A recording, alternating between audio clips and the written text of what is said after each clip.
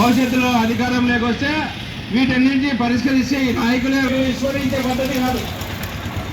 కార్మికులకి ఇవ్వాల్సిన డిమాండ్, కార్మికులకి ఇవ్వాల్సిన కనీస వేతనాలు ఇవ్వాలనేది కార్మికులు ఏ విధంగా పనిచేశారో మనకు చరిత్రలో నిరూపిస్తున్నారు. ఈ నాయకులు ఇంటి నుంచి బయటికి రాకుండా కానీ మీ ఇంటికి నీళ్లు రాకుండా ఆగంతో చనిపోతారని నీళ్ళు ఇస్తారు.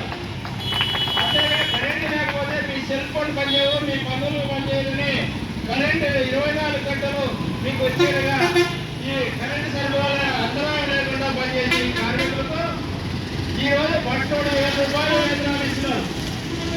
ఈ పట్టోడు 1000 రూపాయలు 18,000 రూపాయలు వేతనాలు ఇవ్వాలి. సేవ పనిచేసిన కార్మికులకు ఏ విధమైన వేతనం ఇస్తున్నారో ఆ కార్మికులమైన సమానమైన వేతనం ఇవ్వాలని మనం ఇదే డిమాండ్ చేస్తున్నాం.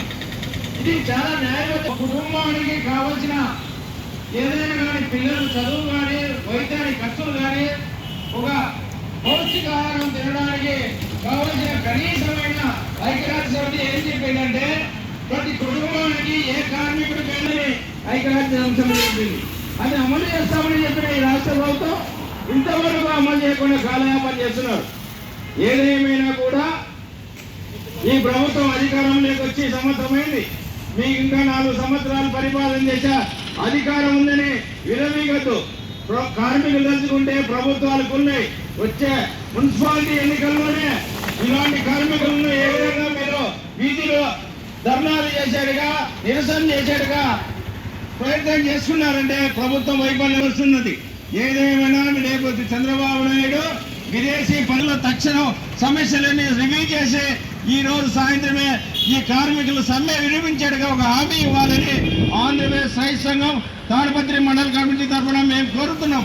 ఏదేమైనా కూడా రాష్ట్ర చంద్రబాబు నాయుడు వీటి పరిగణనలోకి తీసుకుంటారో లేదో తెలియదు, కానీ తాడిపత్రిలో మాత్రం ఎక్కడా లేని విధంగా అధికారంలో ఉన్న పార్టీనే ఇక్కడ కూడా మున్సిపల్ పరిషత్ మున్సిపల్ చైర్మన్ కూడా అధికారంలో ఉన్నారు.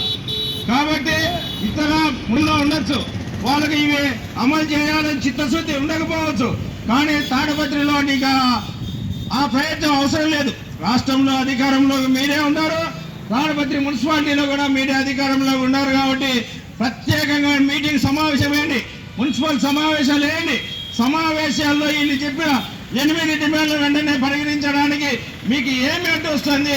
ఎవరు వ్యతిరేకిస్తున్నారు? ఎవరు ప్రతిపక్షం వ్యతిరేకిస్తుందా? మీరు అధికారం అమలు చేయడానికి మీకు ఎందుకు చిత్తశుద్ధి లేదని రైతు సంఘం, ఆంధ్రప్రదేశ్ రైతు సంఘం తరఫున మేము డిమాండ్ చేస్తున్నాం.